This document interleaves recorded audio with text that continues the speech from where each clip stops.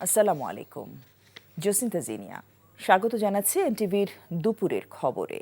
এভেকে হাসপাতালে চিকিৎসাধীন মঞ্চের মুখপাত্র ও আসন্ন নির্বাচনে ঢাকা ৮ আসনের স্বতন্ত্র প্রার্থী শরীফ ওসমান হাদির শারীরিক অবস্থা অপরিবর্তিত।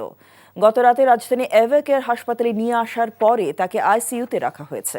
এদিকে হাসপাতালে তাকে দেখতে এসে গণ অধিকার পরিষদের সাধারণ সম্পাদক রাশেদ খান বলেছেন, নির্বাচন বানচাল করার জন্য ৫০ জনকে টার্গেট করেছে পতিত আওয়ামী লীগ, যার মধ্যে প্রথম শিকার হলেন শরীফ ওসমান হাদি। এই ঘটনার যথাযথ আইনি ব্যবস্থা সহ নির্বাচনী পরিবেশ ফিরিয়ে আনতে ব্যর্থ হলে আগামী ২৪ ঘন্টার মধ্যে স্বরাষ্ট্র উপদেষ্টার পদত্যাগ করতে হবে।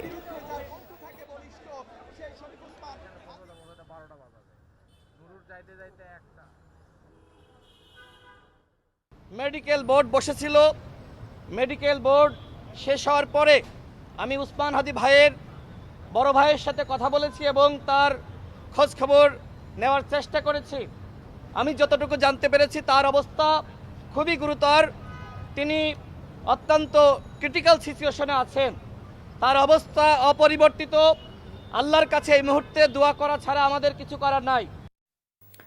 হাদির উপর নৃশংস হামলার সাথে যারা জড়িত তাদের চিহ্নিত করে বিচারের আওতায় আনা হবে জানিয়ে প্রধান উপদেষ্টা অধ্যাপক মোহাম্মদ ইউনূস বলেন, দ্রুততম সময়ের মধ্যে অপরাধীদের গ্রেফতারে আইনশৃঙ্খলা বাহিনী সক্রিয়ভাবে কাজ করছে। হাদির উন্নত চিকিৎসার ব্যয় সরকার বহন করবে বলে পরিবারকে আশ্বস্ত করেন ডক্টর মোহাম্মদ ইউনূস। এর আগে প্রধান উপদেষ্টা অধ্যাপক মোহাম্মদ ইউনূসের সাথে বৈঠক করেছে বিএনপি, জামায়াত ইসলামী ও জাতীয় নাগরিক পার্টির নেতারা। সংকটময় মুহূর্তে জাতীয় ঐক্যের ডাক দেন তারা। রিপোর্ট করছেন ফাহাদ মোহাম্মদ। শুক্রবার দুপুরে ইনকিলাব মঞ্চের মুখপাত্র শরীফ ওসমান হাদিকে হত্যার উদ্দেশ্যে গুলি করে দুর্বৃত্তরা। গুরুতর আহত হাদিকে ঢাকা মেডিকেলে অপারেশন শেষে এভার কেয়ারে চিকিৎসা দেওয়া হচ্ছে। মৃত্যুর সঙ্গে পাঞ্জা লড়ছেন শরীফ ওসমান হাদি। হাদির উপর অতর্কিত এই হামলায় উদ্বেগ জানিয়ে সকালে রাষ্ট্রীয় অতিথি ভবন যমুনায় অন্তর্বর্তী সরকারের প্রধান উপদেষ্টা অধ্যাপক মোহাম্মদ ইউনূসের সাথে সাক্ষাৎ করে বিএনপি, জামাত ইসলামী ও জাতীয় নাগরিক পার্টি। সাক্ষাৎ শেষে বিএনপি স্থায়ী কমিটির সদস্য সালাউদ্দিন আহমেদ জানান, হাদির উপর হামলা প্রকৃতপক্ষে বাংলাদেশের উপর হামলা। যারা নির্বাচন চায় না তারাই এই হামলা চালিয়েছে বলেও মন্তব্য করেন তিনি। যদি আমাদের ভিতরে ঐক্য থাকে এবং আমরা গণতান্ত্রিক শক্তিগুলো, গণতান্ত্রিক রাজনৈতিক দলগুলো যদি ঐক্যবদ্ধ থাকি, আমাদের ভিতরে বিভেদ না থাকে, তাহলে পরে আমরা জাতীয়ভাবে এই জাতীয় সকল ধরনের সন্ত্রাসকে মোকাবিলা করতে পারবো এবং ফেসিবাদের দূষরদের যে কোনো ষড়যন্ত্রকে মোকাবিলা করতে পারবো। আমরা জানি এই শক্তি দেশের ভিতরেও সক্রিয় এবং দেশের বাইরেও সক্রিয়। আমরা ঘটনার সুষ্ঠু তদন্তের জন্য এবং তড়িৎ ব্যবস্থা গ্রহণের জন্য আহ্বান জানিয়েছি। প্রধান উপদেষ্টার সাথে সাক্ষাৎ শেষে এনসিপির আহ্বায়ক নাহিদ ইসলাম বলেন, হাদির উপর হামলা আওয়ামী লীগের নির্বাচন বিরোধী ছকের অংশ।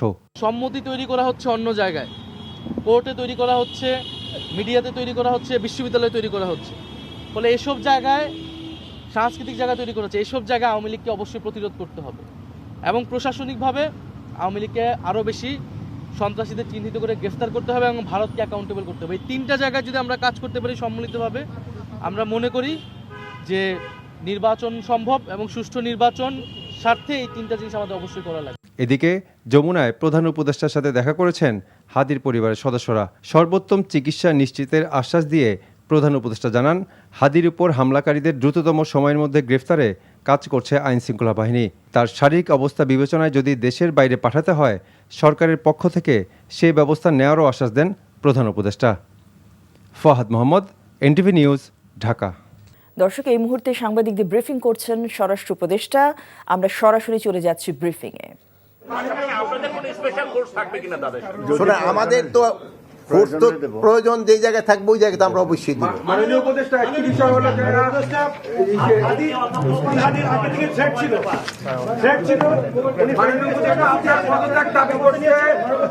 মাননীয় উপদেষ্টা আপনার পদত্যাগ দাবি করা হয়েছে। এই ঘটনায় আপনি ব্যর্থ হওয়ার কারণে মাননীয় উপদেষ্টা এই কথা, এই প্রশ্নের উত্তর দিবেন প্লিজ। মাননীয় দর্শক, আমরা দেখছিলাম ব্রিফিং এর অংশ বিশেষ।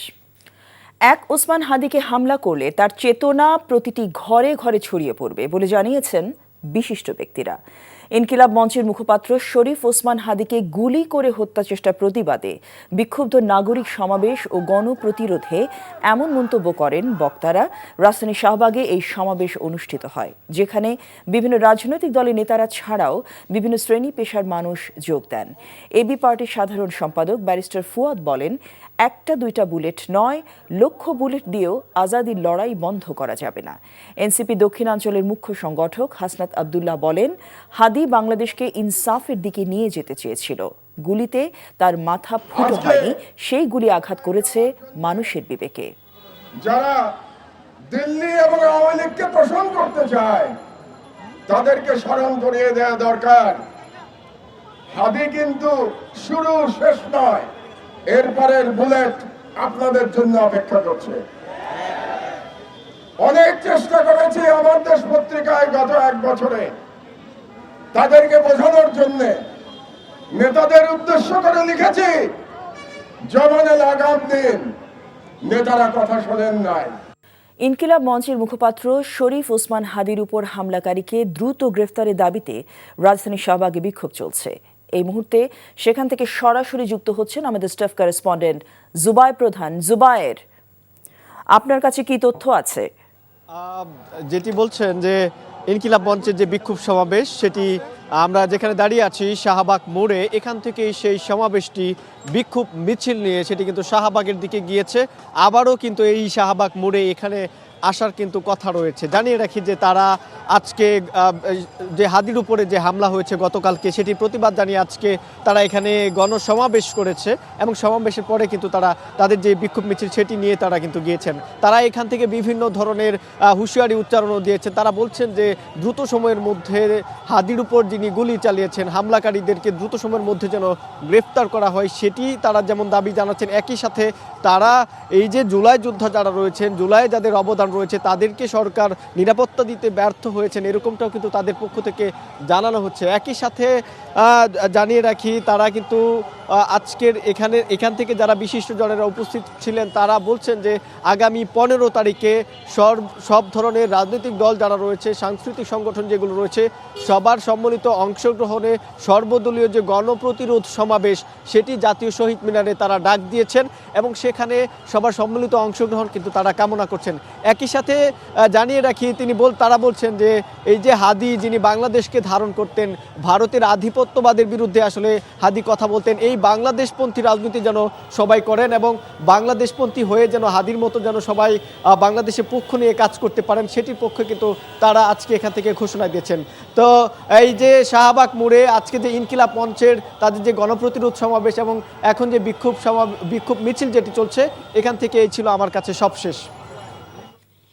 জানছিলাম ওসমান হাদির উপর হামলাকারীদের দ্রুত গ্রেফতারের দাবিতে শাহবাগে বিক্ষোভের খবর। এদিকে ইনকিলাব মঞ্চের মুখপাত্র দুর্বৃত্তের গুলিতে গুরুতর আহত শরীফ ওসমান হাদি গ্রামের বাড়ি ঝালকাঠির নলছিটিতে চুরি হয়েছে। গতরাতে শহরের খাসমহল এলাকায় এই ঘটনা ঘটে।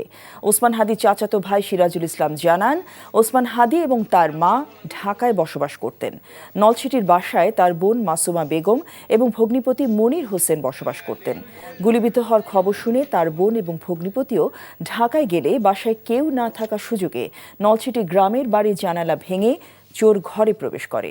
কি পরিমাণ মালামাল নিয়েছে তা জানা যায়নি।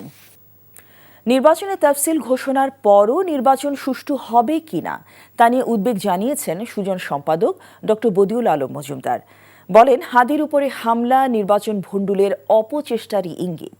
রাজধানী এফডিসিতে ডিবেট ফর ডেমোক্রেসির আয়োজনে আগামী নির্বাচনে সামাজিক যোগাযোগ মাধ্যমের অপব্যবহার প্রতিরোধ নিয়ে ছায়া সংসদ বিতর্ক প্রতিযোগিতায় এসব কথা বলেন তিনি।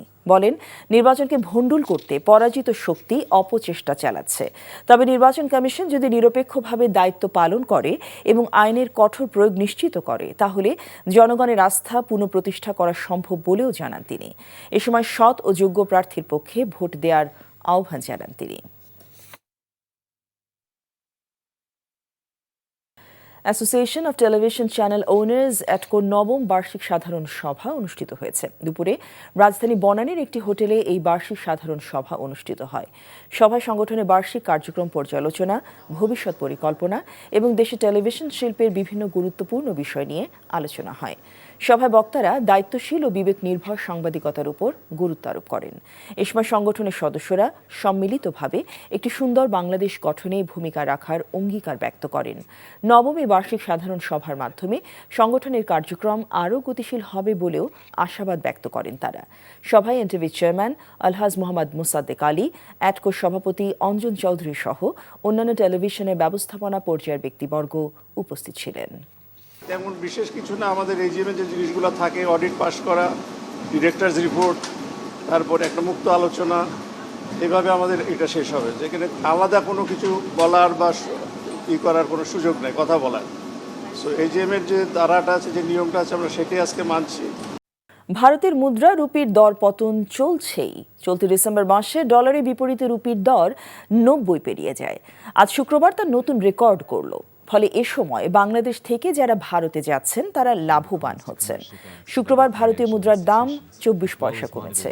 এর জেরে প্রতি মার্কিন ডলারের সাপেক্ষে ভারতীয় মুদ্রার দাম হয়েছে 90.56। রুপির এই দর এখন পর্যন্ত সর্বনিম্ন, অর্থাৎ ইতিহাসে এটাই এখন রুপির সর্বনিম্ন দর। বৃহস্পতিবার রুপির দাম ছিল 90.32। চলতি বছরের শুরু থেকেই রুপির অবস্থা টালমাটাল। ধারাবাহিকভাবে দাম কমেছে এই মুদ্রার। বছরের শেষ প্রান্তে এসে তা রীতিমতো খাদের কিনারায় চলে গেছে। এই ছিল দুপুরের খবরে। এই খবরের ভিডিও সহ আপডেট জানতে ভিজিট করুন এনটিভি অনলাইন www.ntvbd.com। এছাড়াও এনটিভি জনপ্রিয় সব অনুষ্ঠান ও খবরের আপডেট জানতে ভিজিট করুন আমাদের ইউটিউব ভেরিফাইড ফেসবুক পেজ। 5টা দেশের খবর দেখার আমন্ত্রণ রইল। সবাইকে ধন্যবাদ।